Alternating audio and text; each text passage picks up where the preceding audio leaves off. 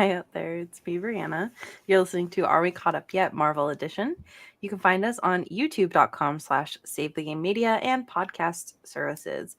If you do want to show Save the Game Media some extra love and get early access to all of our content, you can find us at patreon.com/Save the Game Media. Today, I am joined by my co-host and friend, as always, Sam. How are you today, Sam? I'm good. That's good. Noticeable improvement from the not good before. Yeah. It's just I Finally got sleep, or no, that's still not happened. No. Oh. I'm just in a good spot. Just generally. Good. Yeah. That's good. Yeah. Love that for you. Very incredibly tired, but I'm otherwise good.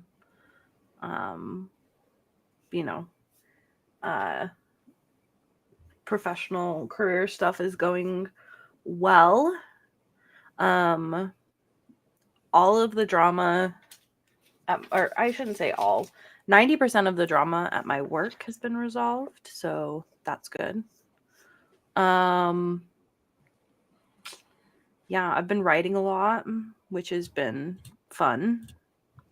I will say I do still wish that I wrote every day, or at least 4 or 5 days a week.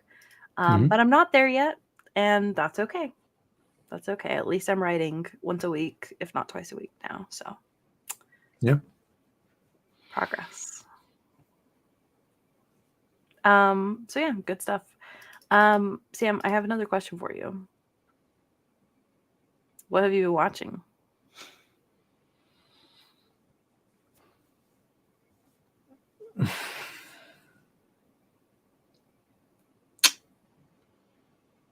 So I'm still doing Agatha as those episodes roll out each week.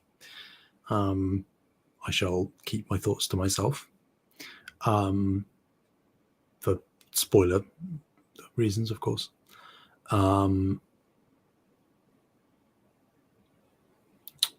Is there anything else? Started watching Shrinking on Apple TV, which is about a psychotherapist who sort of bit of a midlife crisis and starts taking a what's the word? Abnormal approach to working with his clients. It's like a comedy, primarily. Jason Segel and Harrison Ford in that. And as a big How I Met Your Mother stan, I love me some Jason Segel, and you can't really go wrong with Harrison Ford either. So yeah, only an episode in though, so don't really have many thoughts to share. And then the Penguin, week to week as those episodes come out, which is exceeding all expectations. That is a very, very, very good television show so far. They could completely crap the bed, but I don't think they're going to. Certainly justified its existence more than I thought it was ever going to be capable of doing. So highly recommend. If people saw the Batman, the Robert Pattinson movie from a couple of years ago, and they are on the fence about watching Penguin, watch the Penguin, assuming you liked the Batman film, which you should, because it's a great film. Yeah, I highly encourage people to check it out, because I don't think it's doing that well in terms of viewership, but that is a travesty, really. In the same way that, Shogun certainly got a lot of watch time, far more than this. But I still kind of feel that for just how excellent Shogun is, not enough people are talking about it. And I feel like this is the same to a lesser extent with the Penguin, where I'd love for this show to get renewed for a second season, depending on where it ends. But I don't know that it's going to, which makes me sad. But that's it, I think. Okay. Okay. I'm surprised you're not watching more, honestly, since you've had a little bit more free time. No. Been playing a lot of games. I mean, yeah, but also just trying to do life stuff and get other things in order and try and pump some creativity through my veins a little bit. So you heard it here first. Sam is moving to Louisiana. That is an interesting logical jump to make, but we're rolling with it. Don't do it. There are gators there, and I don't think you'd be happy about that. Oh yeah, that's a good point. Yeah, damn, plan foiled. That took like 12 jumps and leaps of logic for me to get there, but we got there. Yep. Good stuff. Good stuff. Well, I won't talk about most of what I've been watching because it is all anime related, in which case you should go watch. Are we not are we caught up yet? This is Are We Caught Up Yet? I'm tired. Hello. I'm not awake. That time we got reincarnated as an anime podcast. Comes out every Friday. When you're hearing this, the next episode will be what we're watching for the fall 2024 season. So that is honestly most of what I have been watching. I will give you guys one that like I've already talked about, but I'm gonna talk about it forever. Is Don Don. You should be watching it. It's so good. I love it. So watch Don Don. Other than that, what else have I been watching? I have been doing this weird thing where I jump around in TV shows. I'm not enjoying that I do it either, but it's just unfortunately what's been happening. So I'm like kind of watching New Girl a little bit, kind of watching What We Do in the Shadows. I watch like an episode every once in a while. It's a really good show. I love that show. It's really funny. And I feel like there's another thing. I watched, what was it called? I watched a horror movie on Netflix. The Deliverance. I would say I don't recommend it. My coworkers recommended it to me, but after watching it, I don't know, it just takes such a weird religious turn at the end, and it's to be fair like a religious horror movie, but it just takes like a sharp turn at the end where it's like religion can save us. I don't know. It was, you know how like in religious horror movies, like most of the time it's like you just have to like do the thing and then like that's how you defeat the ghost or whatever. This one was like you have to have Jesus save you basically. And I was like, huh, that was a weird turn. I don't know. So it felt very much like my grandma had told the story because my grandma has like the craziest horror story, like real life horror story of like a house she moved into that was super haunted. And then like the end of her story is like, and then we went and got like baptisms for the dead for the people that lived in the house and they all went away. It's like the most boring end to the story. I'm like, Grandma, make something up. I don't care. So that's how it felt. It felt like my grandma told the story. Is there anything else I've been watching? I really have been mostly watching anime. I did watch this really long movie. It's called Wakanda Forever. 3-hour long movie. It's a long one.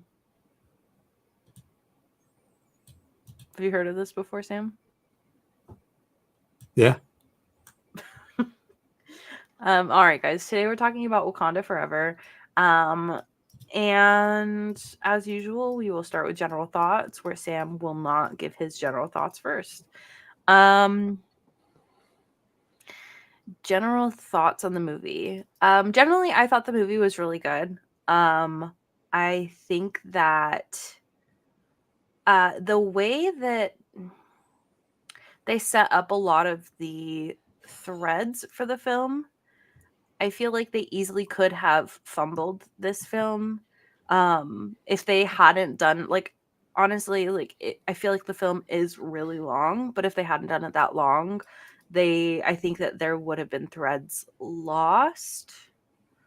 Um I think I think it was good. And I really enjoyed the music so much. And yeah, it was a good time. It was long. It took me like 2 weeks to watch it, but Disgusting. Sam, give me a freaking break. It's 3 hours. Did you know how quickly you could get that done as opposed to 2 weeks? 3 3 hours. hours? Yeah. That's That's far more efficient. That's a lot of commitment. I mean, it's 3 hours of commitment. Yeah. I can't sit there for 3 hours. Do what you got to do, I guess. I did, and we're here. I watched it on my iPad too. You'll be happy to hear. Just abysmal. Sam, no one's here to stop me, so what are you gonna do? Nothing. That's the answer.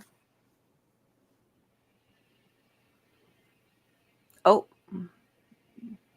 Okay. I was gonna say 10's up, but just kidding. You just readjusting. Yeah.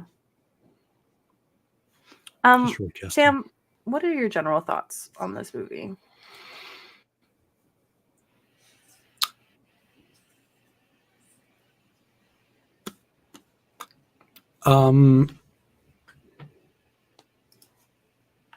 It's very hard for me to be objective about this film.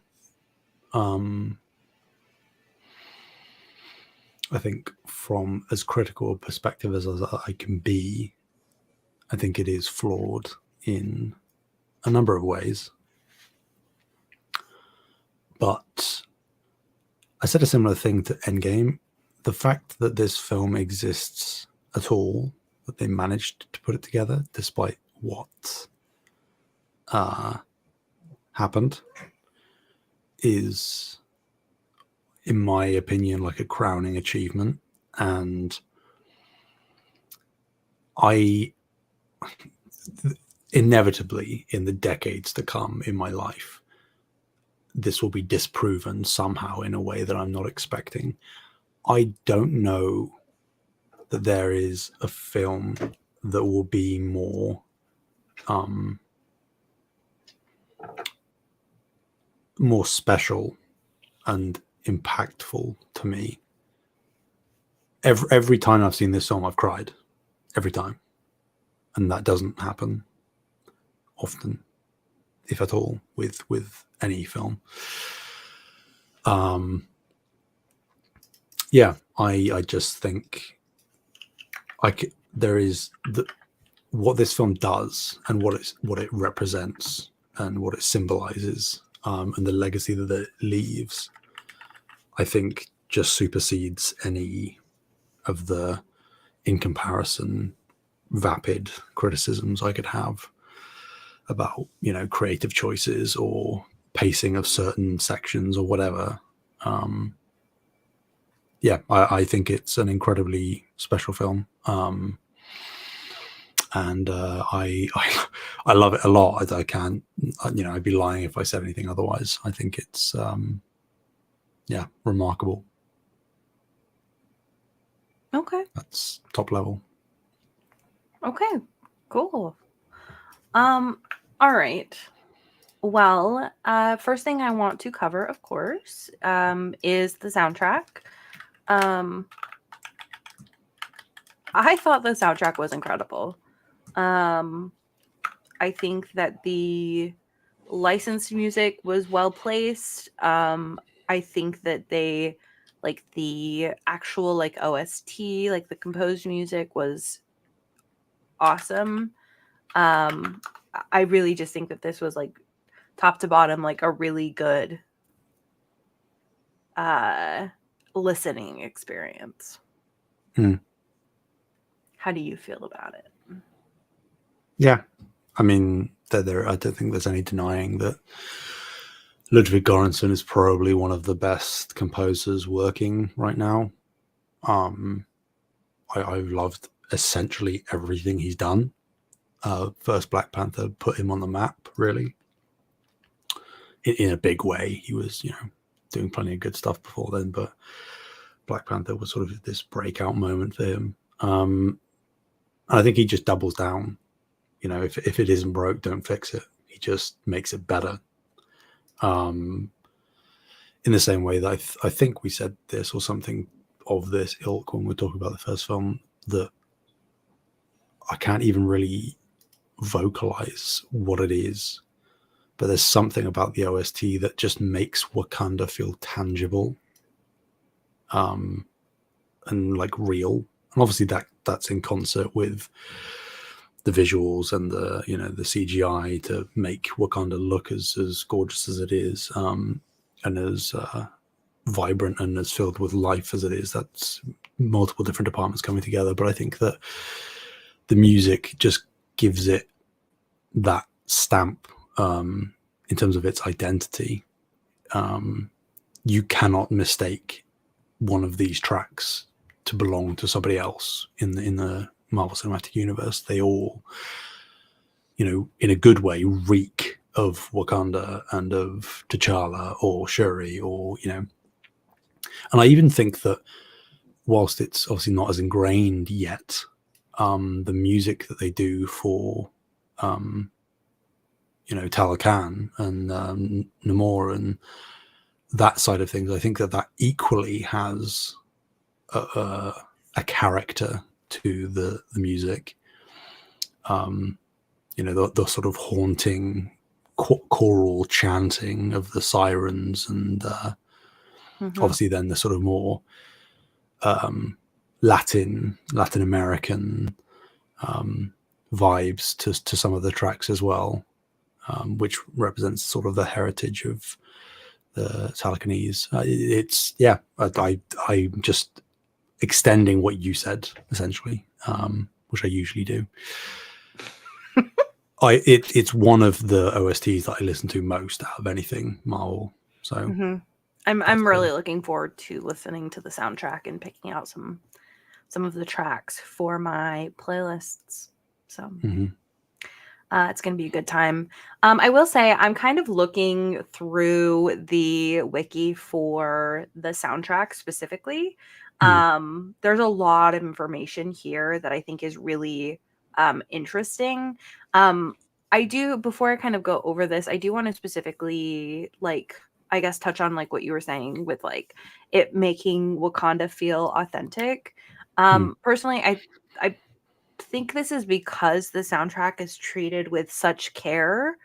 And I think it's also the composer does a really incredible job of pulling from real life cultures, right? So he's using instruments that exist in real cultures. He's pulling themes and music and inspiration from stuff that actually exists. So I feel like it makes it feel that much more authentic, because it's pulling from something.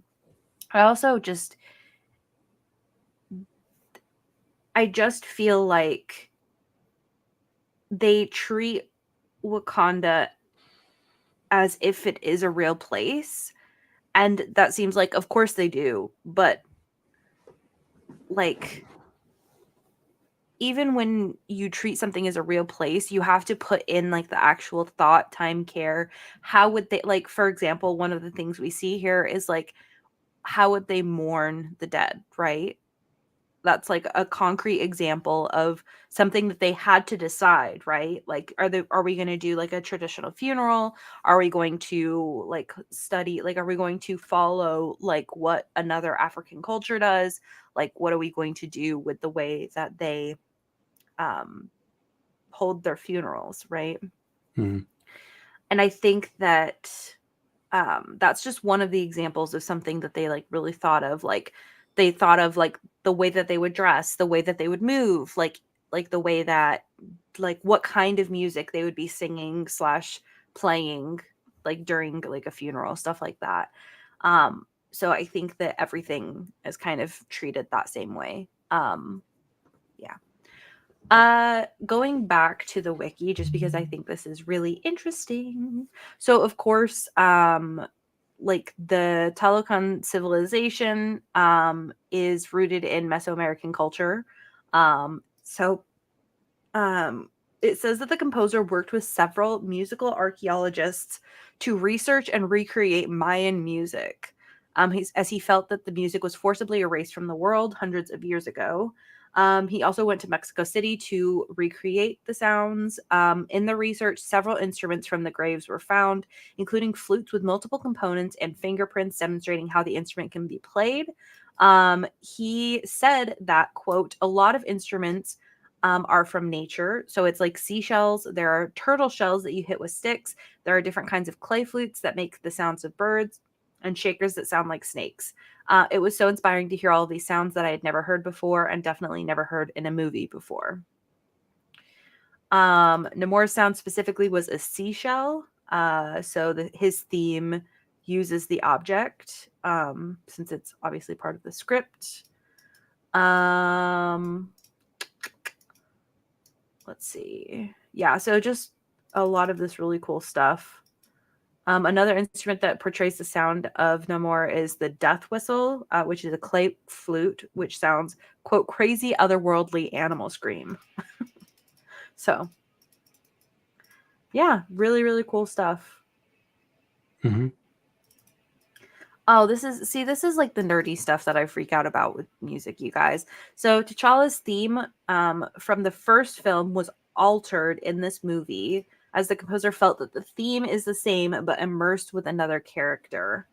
And then a new theme was written for Shuri to underscore the processing of grief and anger. See, it's like stuff like this where like they're really thinking about like what does this like story mean to the characters? Like what does this journey that they have gone through, like how would this affect them? And he really thinks about it versus just like what sounds cool, what sounds heroic, you know? Mm-hmm. How cool would it have been if he was the one that had composed the Marvel theme? The Marvel theme is good. It is good, but can you imagine? Like I feel like what we always talk about where it's like each character would have their own strain of music and when it comes together it makes something different, kind of like the Fellowship. Yeah. Interesting stuff. Anyways, we don't have to talk about this forever, but I could just sit and like read through this whole thing and just be super excited about it. Good stuff. Really, really good stuff. 11 out of 10 on that soundtrack. Okay. Next thing we talk about sometimes, most of the time, is Bechdel test. This did for sure pass the Bechdel test, which is great. Love that. Sam's disappointed that it passed the Bechdel test. He prefers when it doesn't. Obviously. Okay. Let's see. Okay, so there are a bunch of things I want to talk about. Just in case anybody like missed the whole story, I'm sure a lot of people had heard it, but I just want to cover it just in case. So apparently when they started filming this, you can add or correct me wherever you need, Sam. But apparently when they started filming this, obviously Chadwick Boseman had passed away, which is incredibly sad, but you know, they were trying to figure out how they wanted to continue Black Panther and what would happen to Wakanda and all of that stuff. So I had heard that basically what they did was when they started recording, each cast member gets like a number, and they left the first script or the first number for Chadwick Boseman to honor his legacy. Yeah, he's always first on the call list. Yeah. Yeah. So I thought that if you hadn't heard that before, I think that just even in the start, I think that they wanted to honor his legacy, and I think that's a really good way that shows that they did. What else do we want to talk about starting here? So this movie covers a lot of ground. Obviously, 3 hours. If it didn't cover a lot of ground, I think I'd be more shocked. We have some heavy themes of grief throughout the film for multiple reasons. We have like the idea of revenge, and all that can entail throughout as well.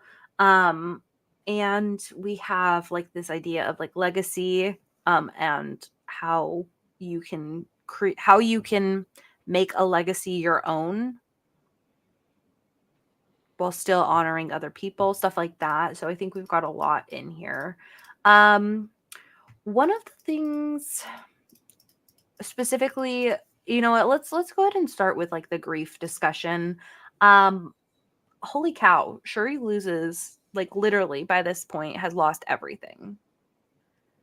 Like family wise, obviously Wakanda is still around. And I don't know how old. Do you know how old she's supposed to be in the film?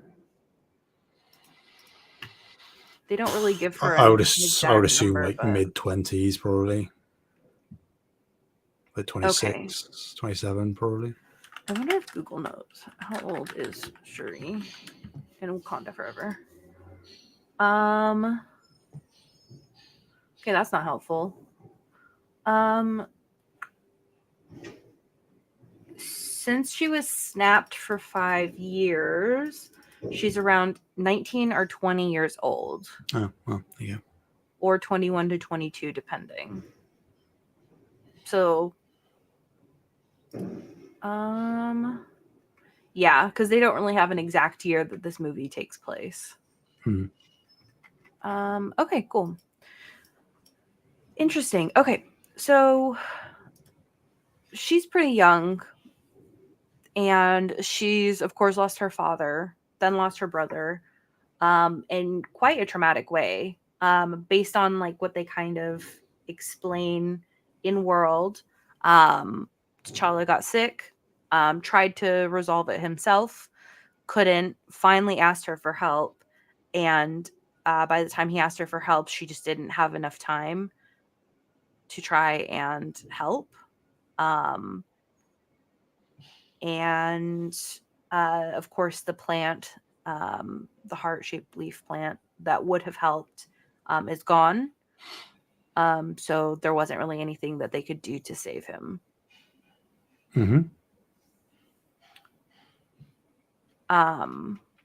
Man, that is like really heavy stuff, right? Like that sense of like kind of what she said, right? Like I worked so hard, and you know, it feels like I was given all of this knowledge and talent to save my brother, and I couldn't. Yeah, and it in many ways replicates the real life situation where from Chadwick's casting in the MCU, so all the way back to Civil War, he was filming that film with his cancer diagnosis. So all the films that we've seen Chadwick in, he was battling cancer, and nobody knew because he didn't tell anyone. And he only disclosed it to Ryan Coogler, the director, in the months leading up to his passing, because he, you know, sadly probably realized that it wasn't quite going the way he wanted in terms of his treatment and recovery ideas. Yeah, so it blindsided everyone in real life. Like I will never forget waking up and seeing that, and you know, it's the usual cliche of like you think it's a joke, but like I was in denial for an hour or two as the reports started trickling in. It's like, this doesn't make any sense. You know, how is that possible? Because he done such a good job of hiding it. And it's tragic as well. Like, you know, this is slightly off of the film, but he had been, you know, like on Instagram Live or whatever in the months leading up to his death, and he looked considerably skinnier, you know, more gaunt, slightly more sort of sickly, and people were sort of like almost clowning on him in a way.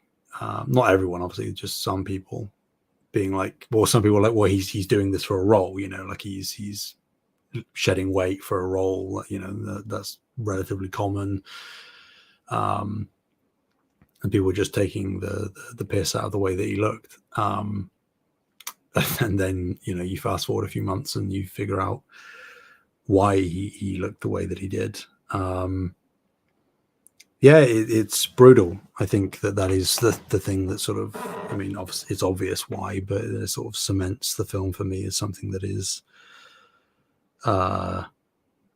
very special and very unique, is that it's keeping continuity and, you know, keeping the engine chugging of this grander scheme of things, but it's also paying homage not only to T'Challa as a character, but is simultaneously acting as a real life, you know, headstone in a way for Chadwick as well, because it documents his journey as well. And in the same way that Shuri goes through the journey in the film of how do I, you know, what do we do? How do we live up to T'Challa? How do we, you know, succeed him in his, you know, lineage and legacy?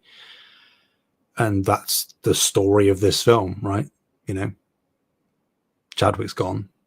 T'Challa was a beloved character, you know, primed for so much success, so many great things in the future. He'd just gotten started, and then here we are, and there's nothing we can do, and it's cruel and it's unfair. And you know, it's navigating that. And I think that it's very bold of a film that has to, you know, kowtow itself to a mega corporation that is family friendly and tries to be upbeat in a comic book universe. It's like for the film to tackle things as bluntly as it does, I think is very commendable. Yeah,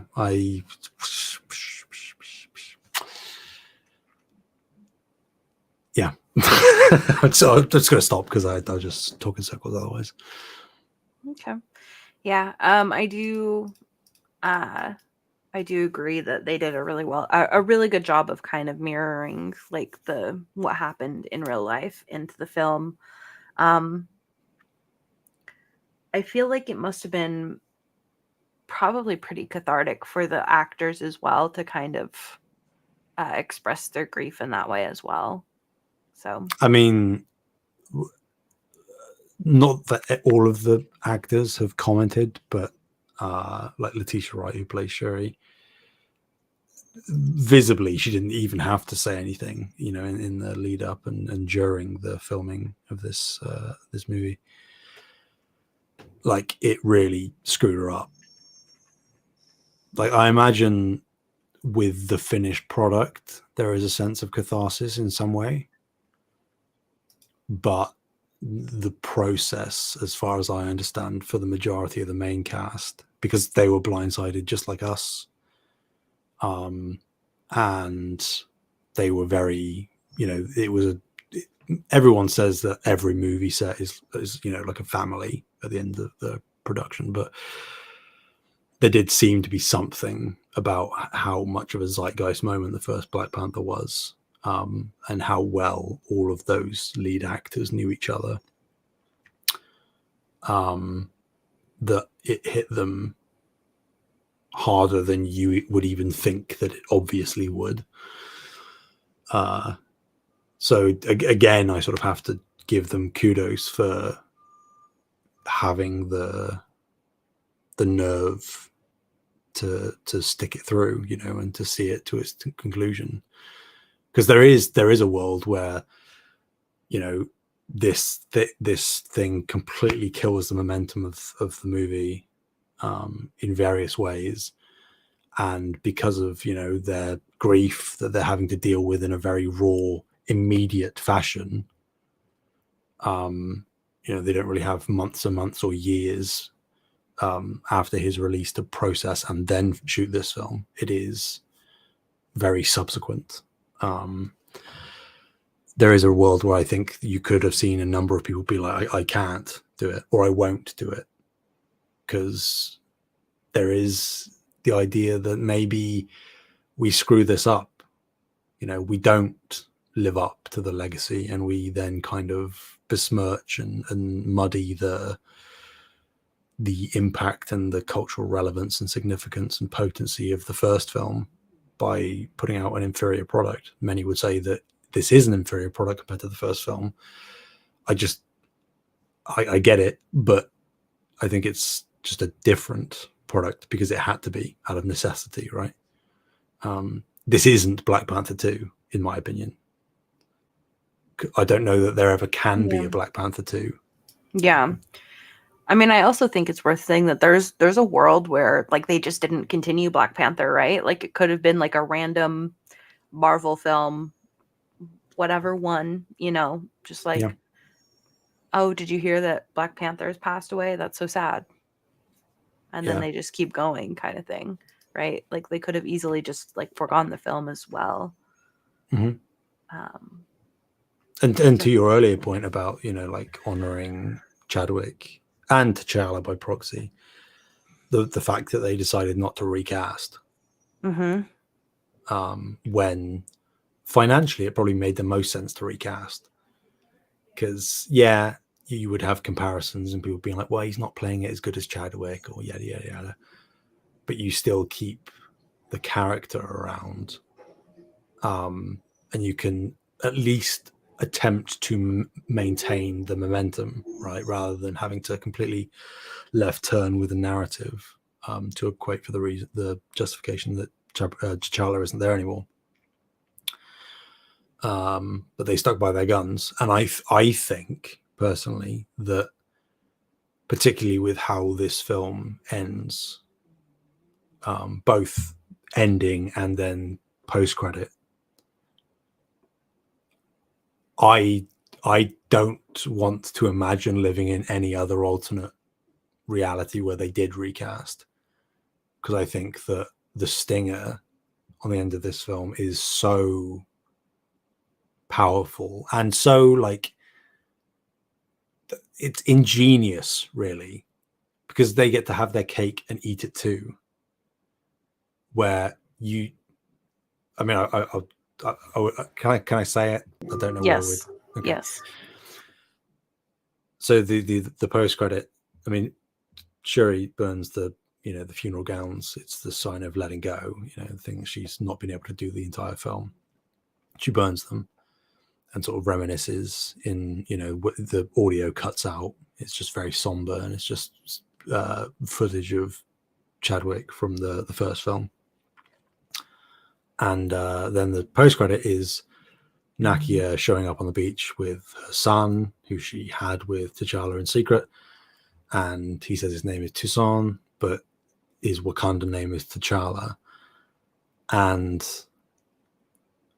like, to me, that is so goddamn smart. Like, it's one of the things that emotionally hits me and does tip me over the edge when I'm watching it. But it is the idea that they've done both. They've let this film be the homage that it's meant to be, the tribute, if you will, to Chadwick and to T'Challa.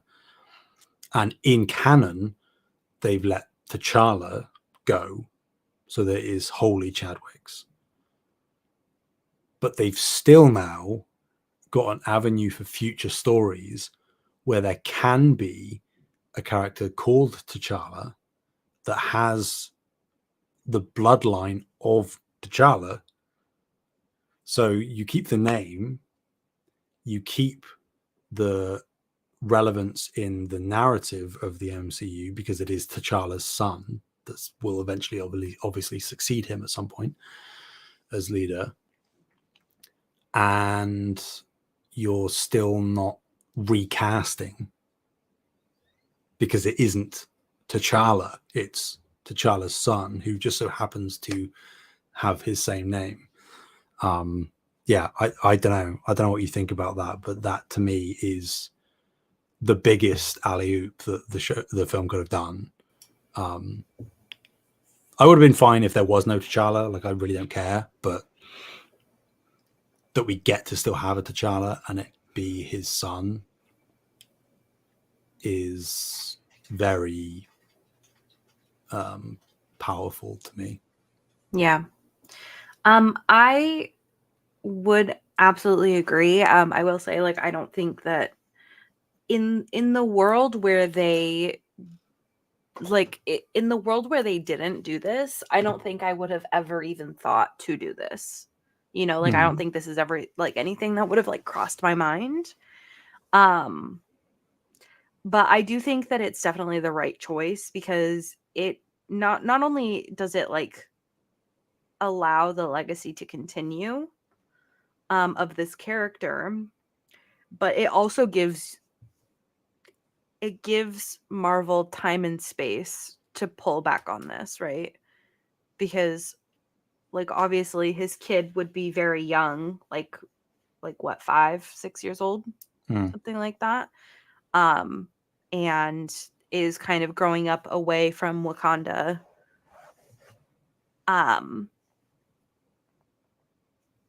So I can't like they'll have to wait to pull on this character, right? Maybe. I think there is a world where they find some narrative premise with, you know, the multiverse and timelines and everything where something happens that allows him to be aged up quicker. I'd be fine with waiting. Like, we can have Shuri and we can have Nakia and everybody else be the sort of Black Panthers for the time being, and then have an actor in, you know, like you say, maybe 10 years or something.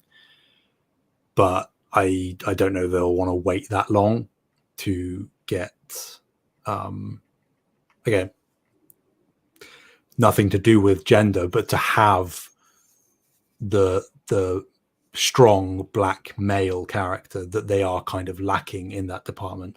Obviously you have M'Baku, who is now going to seemingly be the king of Wakanda by the end of the film.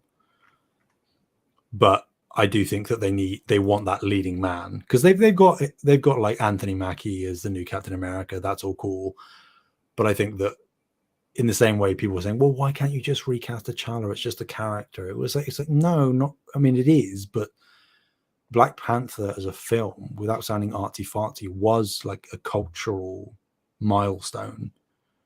It was like, if you weren't there to see it and to feel it and experience it, the conversation going on around it, there was a shift. And the amount of people within those communities that really hold T'Challa up as a character, I think that his absence is something that does even turn members of those communities give the film a cold shoulder, because they're like, well, it doesn't, you know, it's not T'Challa. I resonate with T'Challa, and you decided to ditch that character, so to speak. And I think that they, for various reasons, will want to have a male Black Panther, and it makes sense now that you've introduced a younger version, you know, T'Challa's son, to find a way, do some narrative mumbo jumbo, you know, wibbly wobbly, timey wimey stuff that allows him to be aged up. I think that's probably the path they're going to take. Whether that's the correct one, I don't know, but Okay. Well, I personally, my hope is that they do wait. I think that it would even be super cool if it could be the same actor. I'm not saying that it necessarily can be. Hmm. But I guess we just don't know, like, like the kid that played his son is, I think, too young to even be able to know if he could play that role or not. Yeah. In the future. So I do think that that would be really cool, though. I will say that. Yeah. There is like through various things that you both have and haven't seen, there is like nothing's been confirmed, but it's been rumored for a long time that there is something relating to the young Avengers happening, which is a specific team of like the up and comers, the new generation, the people succeeding people in certain mantles. So you have like Kate Bishop as Hawkeye, and you have Miss Marvel, and you have I mean, technically, I mean they're gone, but Wanda's two sons are in the Young Avengers. Kid Loki is from the Loki show, is traditionally on most versions of the Young Avengers team. But there isn't normally a Black Panther, but there is also potential there that maybe they decide for the MCU that there is a Black Panther in the Young Avengers. And obviously T'Challa's son, depending on when they decide to reintroduce him or what they decide to narratively do with him, they could either stick with this actor, as you say, or bring in a slightly older actor, young teen maybe, to fill that role. But I'm not sure. There's been no indication of anything either way there. That's just pure speculation. But the stars have aligned that if they decide they want to do that, they have an avenue to do so. And it would make sense, I guess, because Black Panther has a lot of appeal. So if you're trying to sell tickets to something Young Avengers, having a Black Panther on the team, it's not going to hurt. Put it that way. No, but I hope that they don't do that because So do I. So do I. I hope that they don't. We'll say that. What else do we want to cover? So I feel like that's just kind of like the first branch of grief there. And I think that obviously that is the main branch because like it's so real, with like what happened in real life and stuff like that. But I also think that like movie wise, they also end up killing um Shuri's mom, right? Ramonda. Mm-hmm. They end up killing her character as well, later on in the film, which means that, like, as Shuri says, like, the last person that who truly knew me is now dead. Mm-hmm. And so it kind of leaves her completely alone.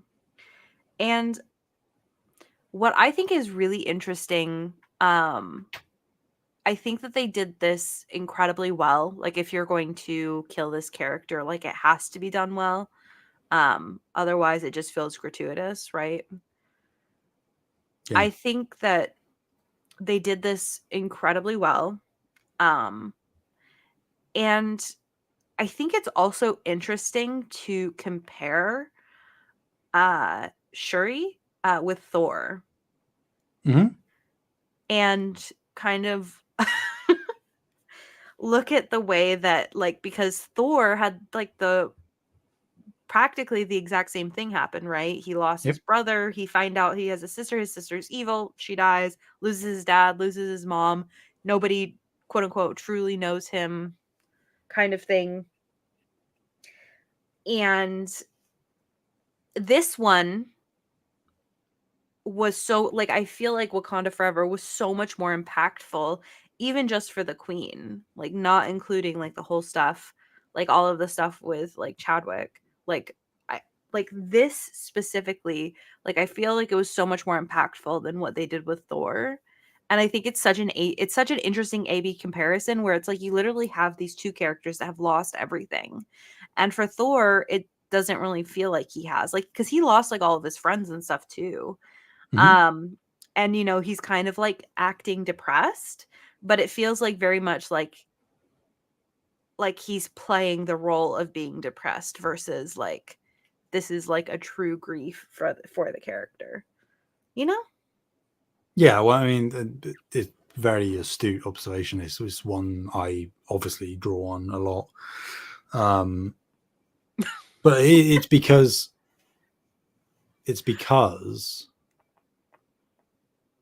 a number of those things happen to Thor either right around or just after his turn into a more comedic sensibility, right? And the grief that Thor obviously experiences and has gone through, and trauma and loss and everything, it's a facet of his character as it would be Shuri's. But the way that it's structured and the way that they've decided to take Thor as a character, at least up until this point, has been that he then uses this newfound comedy as like a shield, right? And he is very clearly, if you're actually, paying attention to his interactions after all these people have died, he's using it to cover how, like heartbroken he really is and broken as a person. But I think that the trap that Thor falls into, because to me, and I think we've said that he should be one of the most interesting characters and like three-dimensional because of everything he's gone through. But I think it's post Ragnarok, more often than not, he is used not only in his own projects, but in other, ensembles and everything as a comedic character. So whilst it's true that the grief still remains an element of his character, it's more often than not dismissed in favor of him being, for one way or another, the bumbling idiot comedy guy, which is cool, but he could be much more. Whereas it's obvious the literal conceit of this entire film, and therefore it's wholly more consuming and it's taken very seriously, is the grief. Yeah. It's about what that does to you. None of the Thor films or projects that he's been in has been about how the things that Thor has gone through is changing him as a person, which is, unfortunate. And you saw like a glimpse of that in Love and Thunder, technically, with Jane, right? But again, like we said, just drowned in the comedy. And I really think that there could be something so interesting there, and I think that that's what's really disappointing for me with Thor's character is like he like everybody is gone. And like I think that there is a world where they could have wrote his character hiding the grief under him trying to be funny for other people, because I think we have real life examples of that, right? Where like I think that like a one that people think about a lot is Robin Williams, right? Where everybody talks about how he was like this really, really kind person. He always wanted to make people laugh, but he was struggling with depression, right? Like, and not to say that Thor should be written exactly like that, but like, I think that there's a world where they could have done that, right? Where it's like, hey, there's this character that's really struggling with depression and needs help and has lost everybody, but like I don't know, like, and is hiding behind the comedy, but like they don't, right? They just like you said, like they literally take like a gallon of comedy and just dump it down your face, like like I don't know.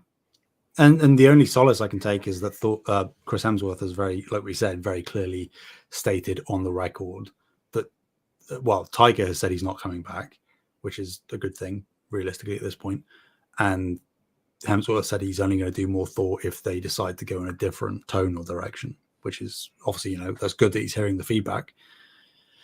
So I would love, as grim as it sounds, I would love for the next Thor project, which is inevitably going to happen, I imagine, at some point, be he is depressed. He's just lost Jane, who is, someone who reignited something in him, and now he's lost it again. But he's now navigating that whilst dealing with, the responsibilities of fatherhood. Yeah.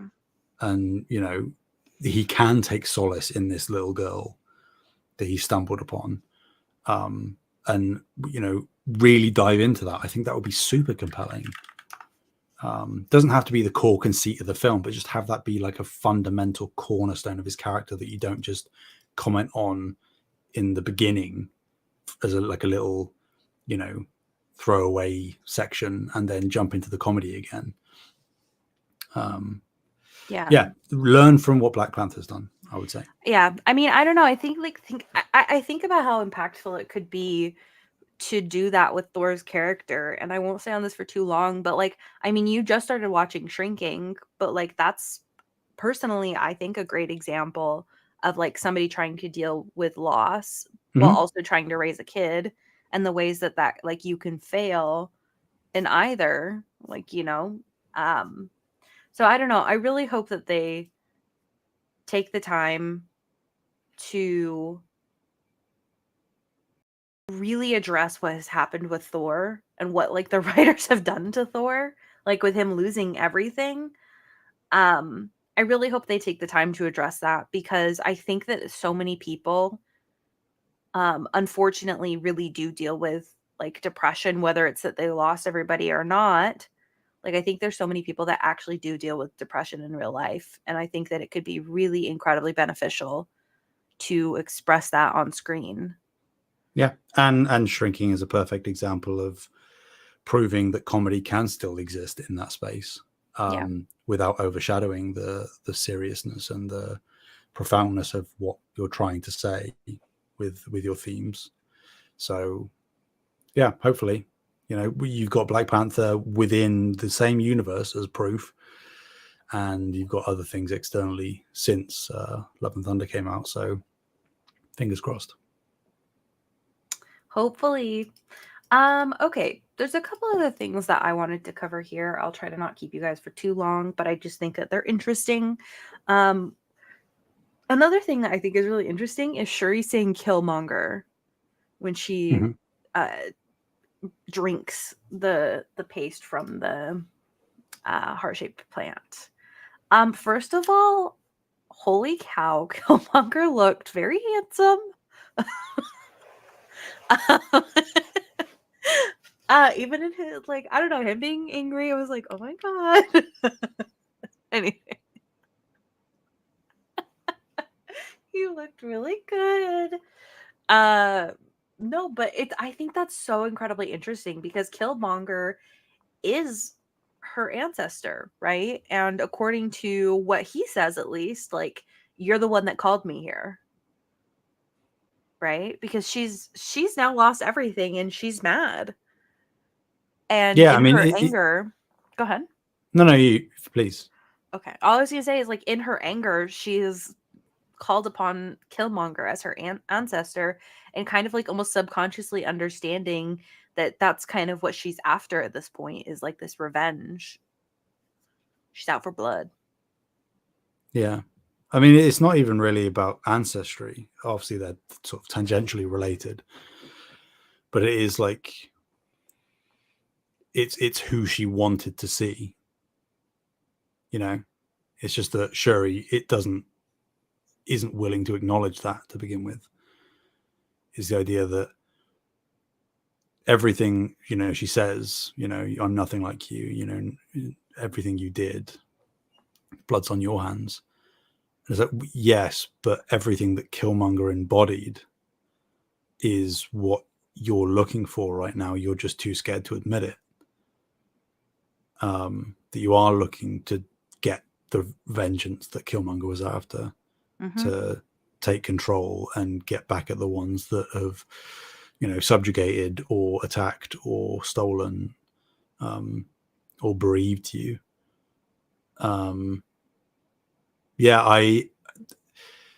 This wasn't like spoiled, but we kind of knew it was going to happen, that Killmonger was going to show up, but it still doesn't detract from the sort of narrative impact and even emotional to a level impact of the scene. I think it is a very smart decision, because you could have had just a scene of her talking to her mum, Yeah. and But then Sherry just getting more angry because of that.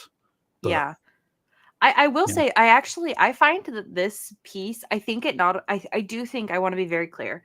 I think her seeing Killmonger makes a lot of sense for where her character is at, where the story is, where it's going, all of that stuff. What I will say though is that I find that her seeing Killmonger to be an incredible slip of writing, where I think that you could argue, if she was like, oh, the person she wants to see most is her mom, I would argue that that would not work, because I think that the person she would most want to see is her brother, right? Hmm. In her grief of like everything that's happened. And obviously, like, they didn't have Chadwick Boseman to do that moment. But I think that, like, if this is something where like Black Panther as the character had just passed away and Chadwick had not, I think they would have wrote her seeing her brother here. But Yeah. because they can't do that, I don't think that the mother makes more sense than that, right? So in a very clever slip of writing, have had her seen Yeah. Well, Killmonger. and it's very much the idea that, she might have in her head wanted to see her brother most, but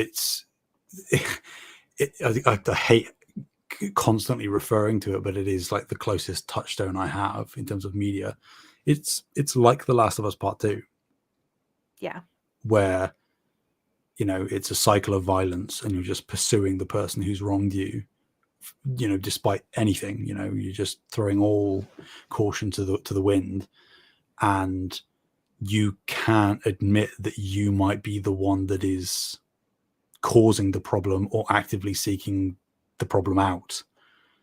You know, mild spoilers, I'm not going to explicitly say anything, but Ellie is upset about Joel in The Last of Us Part 2,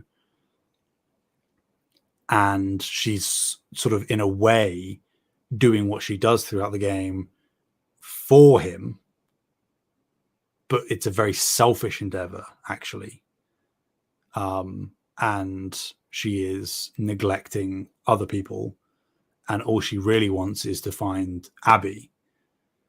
And I think that in a tangential way, that's quite similar, where, yeah, imagine if it was Ellie going into this place, she might have wanted to see Joel, but really what she actually wants in the moment is for Abby to be sat there, because then she can do what she wants to do. And obviously Killmonger, as Shuri says, sort of almost started this path.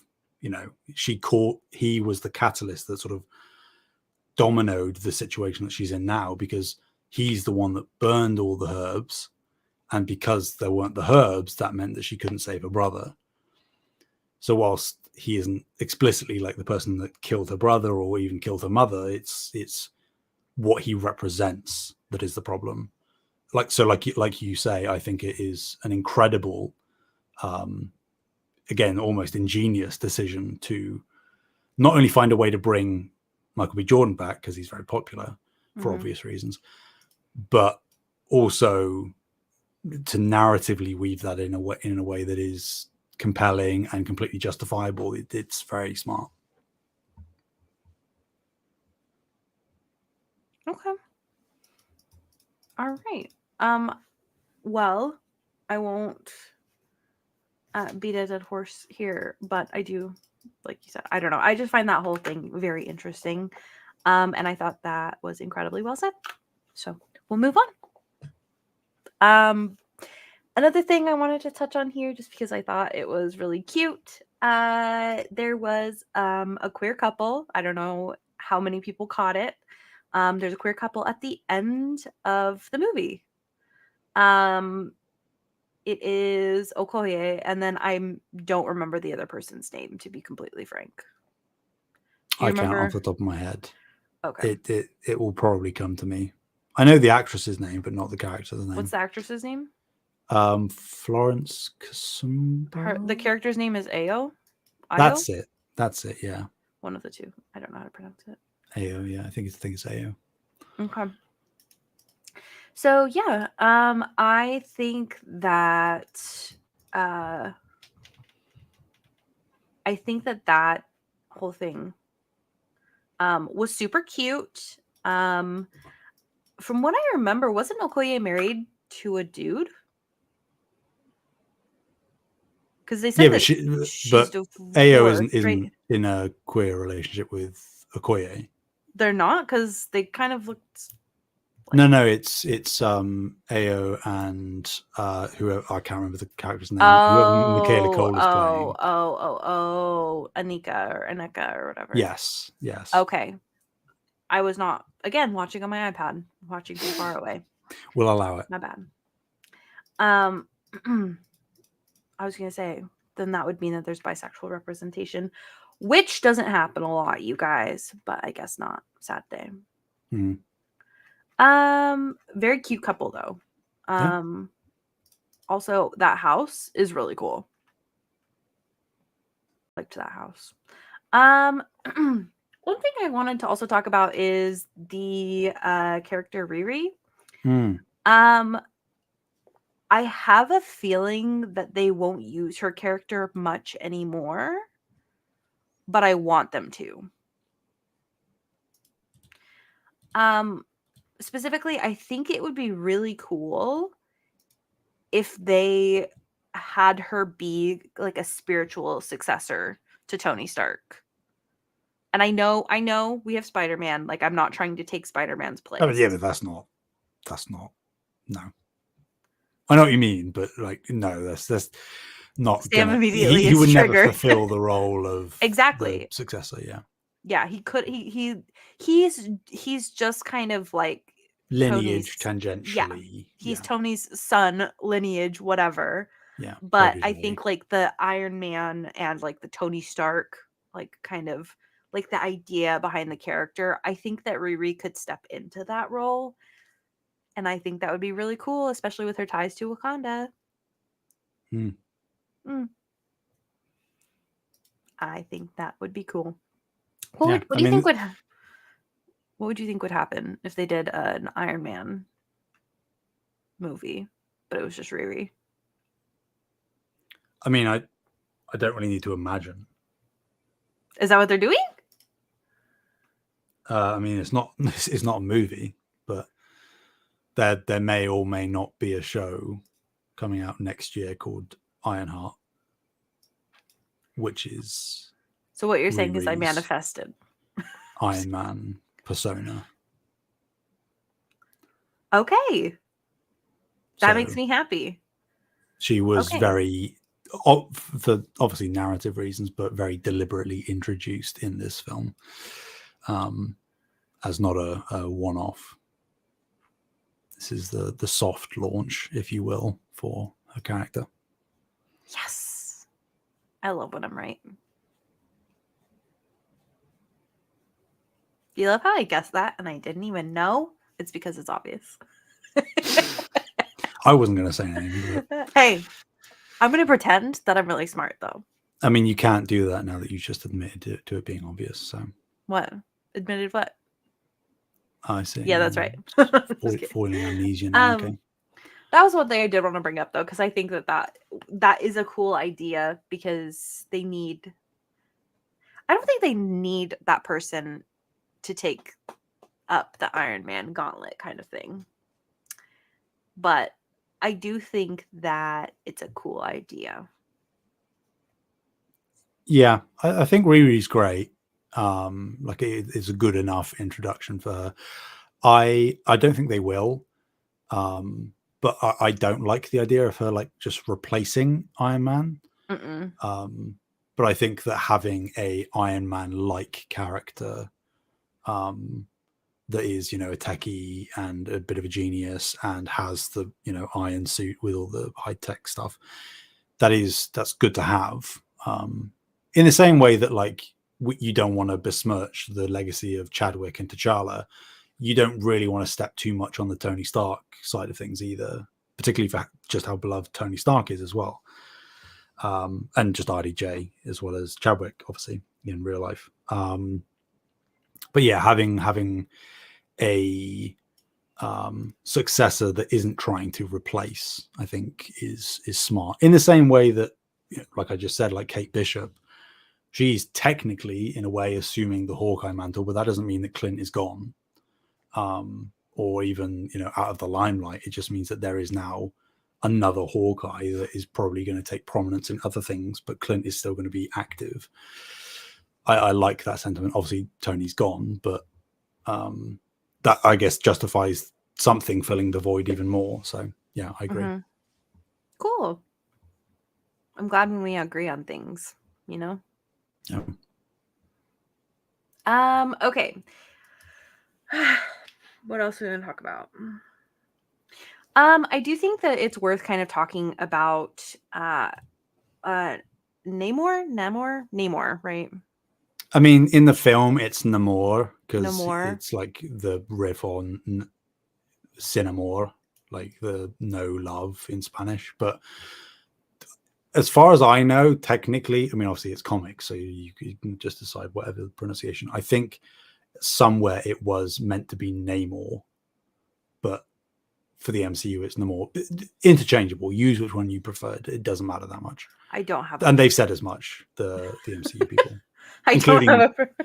including Namor's actor, he said it doesn't matter. So okay, you've got the green light either way. Okay, cool. Thank you for that clarification. So we have this storyline with this other civilization, of course. And wait, what year hold on. Interesting. Okay. So I think that this is interesting that this is to my knowledge, you guys, I haven't seen everything.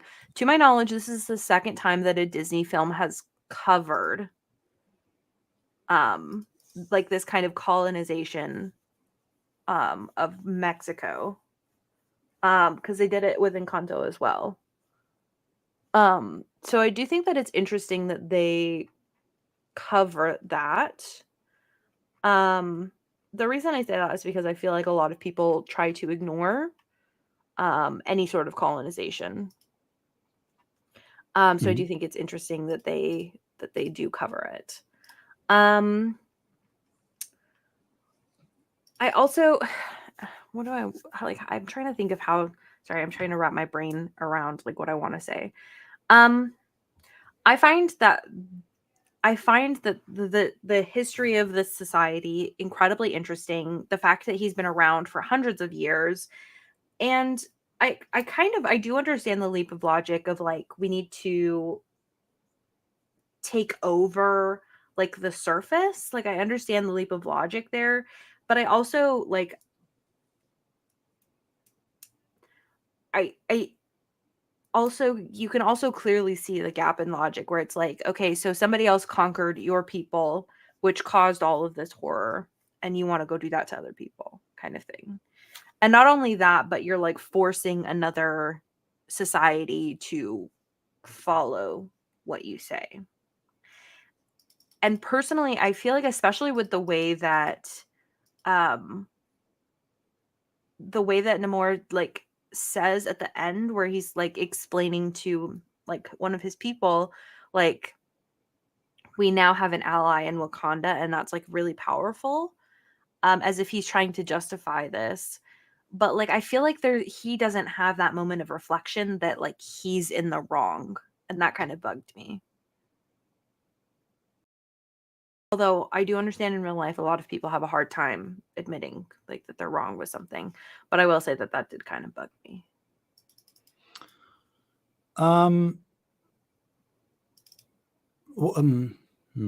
Namor is an antagonistic character in the comics, and he's obviously portrayed as like an anti-hero in this film as well, which I think the MCU needs more of, honestly. Anti-heroes. I don't want to outright call your perspective wrong, but I think you can call me wrong. I think unless I'm misremembering, I think the film presents it slightly differently. You're not far off, But as far as I'm concerned, the inciting incident is the little robot on the bottom of the ocean that's designed to find vibranium. And that's what sort of prompts him to begin discussions with Wakanda, and then that is the catalyst. But the thing he says, right, is I've been planning on this for years, and now it's time to take action. I guess my read was more that he was in like preparing in the sense of like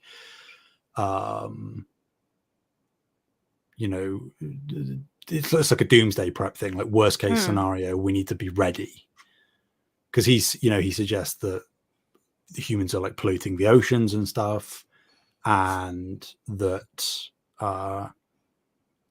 if Talokan is discovered, the surface world will come for us because we have vibranium, and they'll want to mine us for all we're worth, and we can't allow that. We want to stay unknown, we're trying to hide our existence as much as possible. So I get that, and I guess like you're not wrong in the sense that his desire to attack the surface world is maybe a little bit extreme, and there are certainly jumps you can make where it's like, well, maybe if you just tone it back a bit and you could maybe go have discussions with the surface world and talk about the realities. Like, if you try to take off our vibranium, we will attack you and you will lose. You could have those discussions, but obviously for dramatic effect and yada yada yada, he doesn't. It is like a all or nothing kind of scenario. Hello. Where it sort of has to prompt action from the heroes to prevent the catastrophe from occurring. That general narrative structure. But yeah, I don't think you're wrong. Hence why I don't want to say you're wrong. But I think that there is maybe a little more justification than him just sort of wanting to.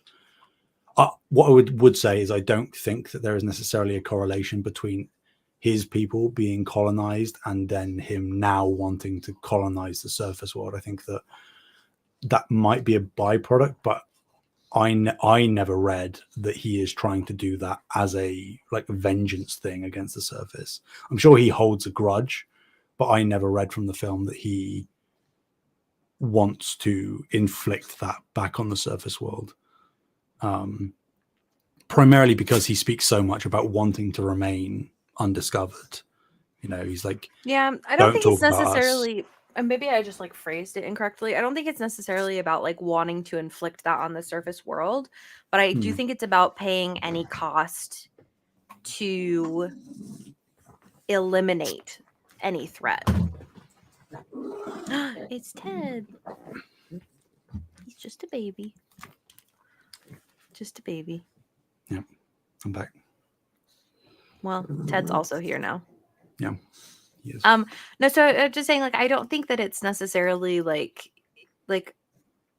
he wants to like colonize the world for revenge. I think it's just a very extreme, like, we're going above and beyond, not only to protect, but like to eliminate any threat, right? It's not just about like protection. It's about like kind of getting ahead of everything. Yeah. So, for sure. Yeah. I love the depiction of Talokan though, like as a spin on what Atlantis usually is, because it would have been Atlantis, I think. Yeah. But because like Aquaman already kind of beat them to the punch there and has Atlantis in DC, they don't want the one-to-one comparison. Although I think that regardless, even if Talokan was called Atlantis, they have a far more compelling depiction. Alongside the sort of, like you say, Mesoamerican inspirations and influences that are woven throughout. I think it's very special, and having like the artificial sun, it's just all of those designs and concepts. It's so cool to me. It feels very fresh for something that you've seen done in lots of different media. many times. It feels nice and fresh, which is surprising because you wouldn't have thought that seeing, oh, it's an underwater place where all the people are swimming around. I've seen that in Little Mermaid. I've seen that in Aquaman. I've seen that in yada yada yada yada. Yeah, But I this do feels think that different. it's a take on like this kind of underwater, like lost city kind of thing. Mm-hmm. I don't know. I think that they also have a lot of really interesting things, like the way that they depict the civilization as well as like the people. I think it's really interesting. And I think that it's well thought out, right? Like having like the masks that have water, because that's like such a bizarre concept, right? Because like most of the time, like when you're putting a mask on, like it would be to supply you with air, but Mm-hmm. they're supplying themselves with water. So I think it's a really interesting subversion of expectations and all of that fun stuff. So I do think there's really cool stuff. I will say the last fight, not just between like Shuri and Namor, but like everybody, like the two peoples, too long. Mm. Too long. I had too much. Fair enough. Let's see. Also, I did not like the Midnight Angel armor. How do you feel about that armor set? Yeah, it is very comic accurate. I agree. I don't think it looks great in live action. Conceptually, I kind of dig it, but then there also is an argument that alongside that and Riri, you are just having lots of people have Iron Man like suits, and I feel like what the Midnight Angels can do, you know, flying and everything, and having like the heads up display, that doesn't feel very Wakanda. So I don't have a problem with it too much. And I think that there was at one point, certainly when this film was releasing, there was a Midnight Angel show planned. So I could understand them wanting to introduce the concept at least. But I think that's been scrapped since they sort of redone all their Disney Plus plans. And even then, like in subsequent films, if it shows up, I imagine that the criticism and or feedback has been relatively universal. So I imagine they will, if they don't get rid of it entirely, which I don't think they would, they do like, you know, a revised 2.0 kind of armor, which they did with Iron Man all the time, to I sure hope redesign it a so, little bit. because especially the mask. Yeah, it looks too much like a bug. It does. It also it reminds me of something, and there's no way I'll remember right now, but it reminds me of something, and I'm trying to figure out what it is. But yeah, it reminds me of some other character that is not Marvel related. Yeah. I'll think of it I'll think of it later, and I'll probably send you a random message, Sam. Be like, it was this. But my brain is not working right now, so not gonna happen right now. Give me 1 second. Okay. While we are giving Sam 1 second, I honestly think that is mostly what I wanted to. Oh, you know what? There's one other thing I wanted to cover there. We'll wait for Sam on that one. For the through line. Let's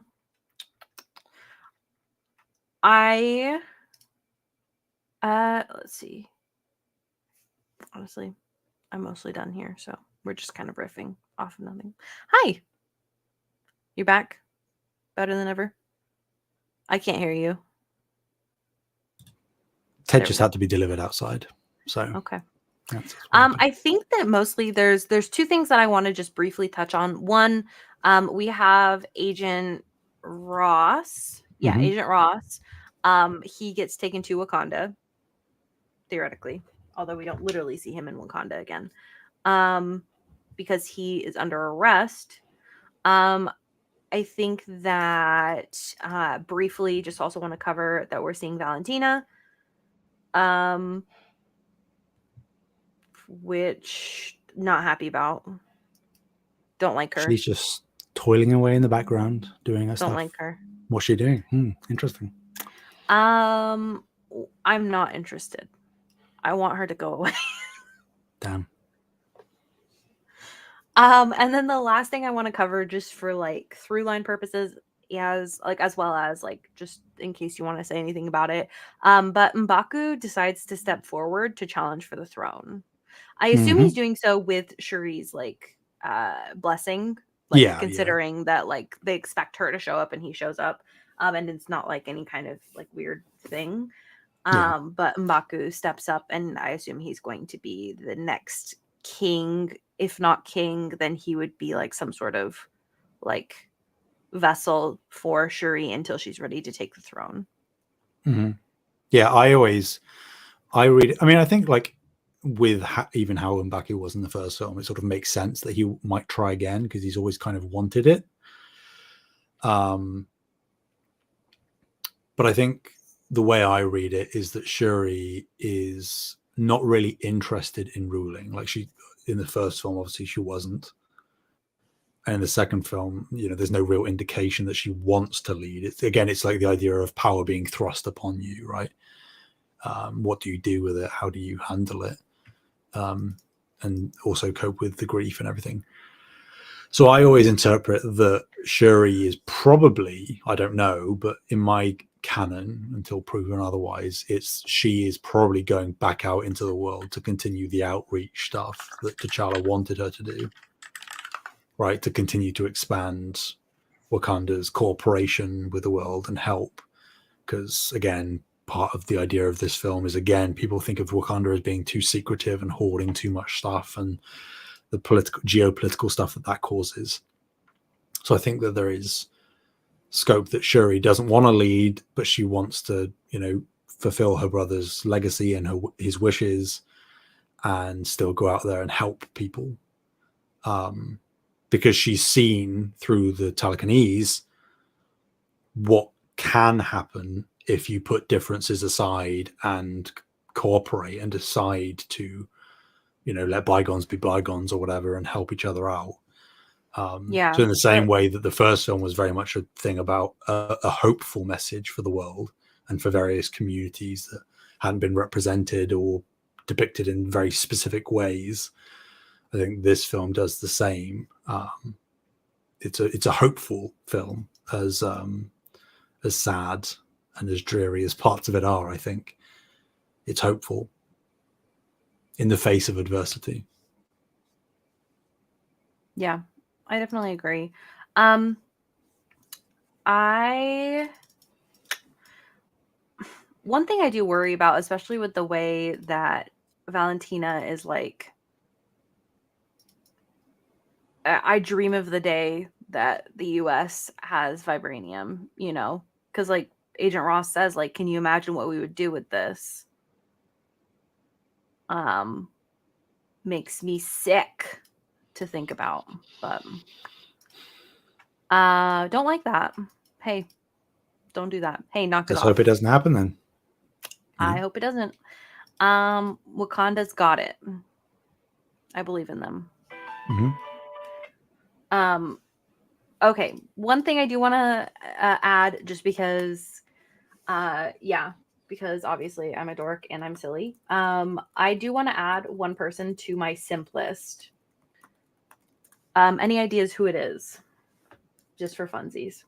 I mean, are you doing the reincarnated Killmonger? Oh God, I want to, but no. Okay. Um. Hmm. Is it? I mean, you haven't really said anything, but is it Namor? I do think he's attractive, but no. I Okay. did think about it. Honestly, there Sure. was like 3 or 4 people that I wanted to add from this film to my simp list, but I decided to narrow it down to 1 because I'm being So I responsible. mean, it's gonna. Is it one of the Dora Milaje then? Nope. No. Is what? I will say, I think like I would have loved adding Namor. I would have loved adding Atuma, I think is how you pronounce his name. Mhm. Oh my God. So handsome, both of them. Killmonger, obviously, super handsome. None of those people. Is it Namora? Mm-mm. Okay. Um.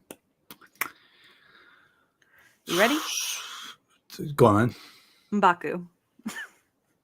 Yeah, that would have been probably the last person I would have thought of. Honestly, I wasn't thinking about it, and then I was like looking, like as we're talking, I was looking through images of like the film and stuff, and I was like, damn, he looks so good.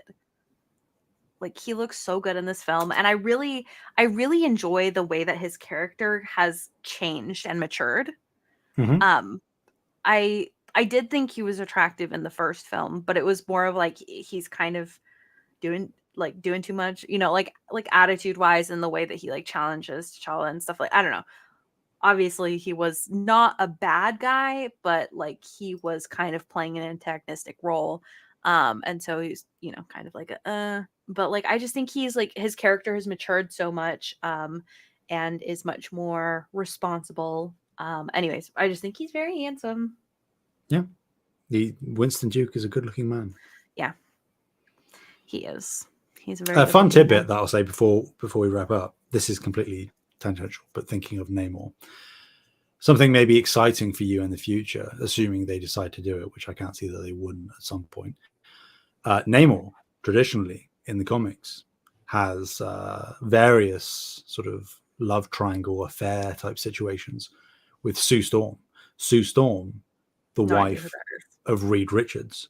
Reed Richards being played by Pedro Pascal. So you could be seeing in the future Daddy Pedro facing off against Namor, fighting Facing for the off love or of a woman. kissing? No, fighting for the love of a woman. So you can just insert yourself in the middle and pretend. Yeah. That you've got this shirtless guy who can fly with great facial hair, and He is very attractive. he is. And those speedos are pretty not super tight, but tight. Honestly, I wasn't really paying attention to that. I should have been, I guess.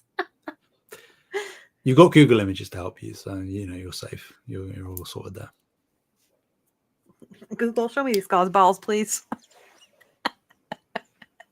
I love that TikTok sound. Oh, that's funny.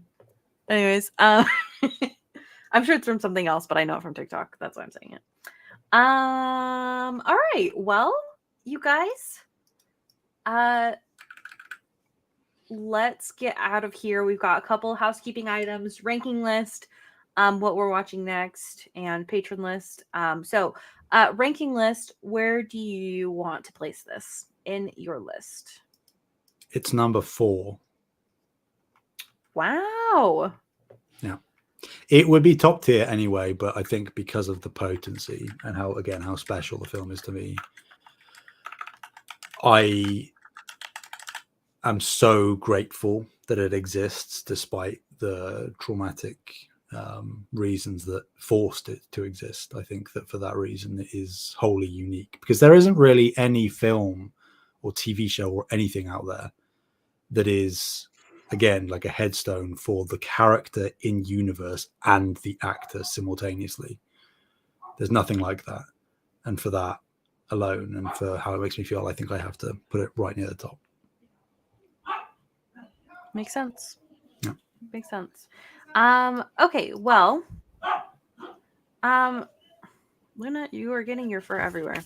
Anyways, okay, so for my list, I will say my feeling currently is that I think I want to put this at my number 5 spot, which would put it above the original Black Panther film by 1 slot.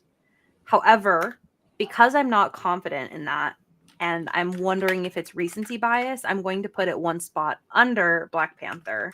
And I'm going to think about it, and then, then it drops down to 17. I get it. It's cool. And then I can decide later if I want to move it up. So those are my current feelings. Holy cow. We are chugging right along here. We've done 41. This is our 41st episode. Yeah. Craziness. All right. Well, next we are going to be doing a little holiday special. And we will be watching Werewolf by Night and the Guardians Holiday Special. Both of them will be featured in the next episode. I'm sure we'll split the episode, so we're talking about one and then talking about the other. So that way it's not like too jumbled, but it will just be one episode. Sam, what do we have after that? Where are we headed? Oh God. Oh God. See, it's throwing me off now because we're technically out of watch order by the let's how about you read off the patrons and then I'll look. Okay. So thank you guys so much for taking the time to hang out with us today. I do want to, of course, as Sam is mentioning, want to give a special shout out to our current patrons. We have Alpaca Tom, Fabulous Brianna, Brianna's mom, Brianna's brother, Lindsay, Nicola at Night, Cypher Primus, Brendan Myers, Marcus O'Neill, Lillian, Mimi J, David Hart, Dave Harp, the Xbox Expansion Pass, Lee Navarro, Silicana, Eller Woods Parker III, Shelby Massey, Chad, and Rick Davis. Thank you guys so much for your support. We really appreciate it. Yeah. If you want to join, you can. You can join for $1. There's a free trial for a week. It will give you some exclusive host versus host content. It will give you some exclusive post shows for some of our other shows. This show specifically does not do a post show, but most of our other shows do, if not all. I think all of our other shows do post shows besides this one. Maybe we should think about that. Anyways. So yeah, you guys can hang out there. And yeah, Sam? I'm nearly there. Okay, he's thinking about it. While he's thinking about it, what I will say is I feel like I'm ready for more queer representation. You know? In the Marvel universe. And maybe I'm just desperate for it after hearing so much great things about Agatha all along, but I'm ready for that queer representation. It's Ant-Man and the Wasp. Oh, that is the worst news ever. Damn.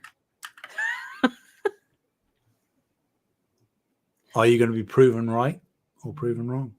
I think I'm going to be proven right on this one. Time will tell. Wait. Is this a second Ant-Man and the Wasp? I'm lost. Yeah. Okay, what's this it's one Ant-Man called? and the Wasp, Quantumania. Oh, Quantumania. Okay. Yeah. Okay, because the first one was bad. And by first, you mean Ant-Man and the Wasp? Yes. Right. The first Ant-Man and the Wasp was bad. Well, I mean, no, Ant-Man... no, that's just too complicated. Ant-Man and the Wasp is Ant-Man 2. Okay, Ant-Man 2 is bad. Yeah, I agreed. Is bad.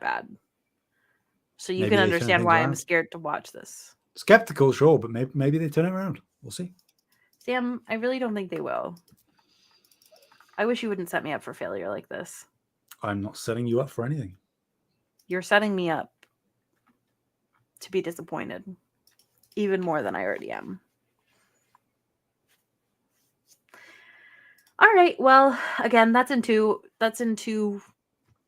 episodes. That's the word. Next episode will be the holiday special thing where we're doing a little bit of Halloween, a little bit of Christmas, which I think will be fun. I think that'll be a good time. That's quite nice how that's worked out, really, hasn't it? Yeah. We're hitting for those us, two at things least. right around the right time. Yeah. I mean, by the time it reaches the listeners, it will be after Halloween, but that doesn't really matter. But it'll still be in between the window. It's bridging the gap between the two special holiday events.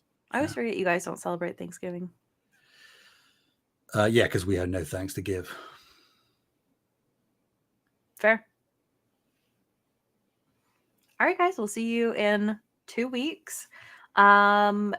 And next time you guys see us, I believe Extra Life will have already happened. If you can spare any money, please do so.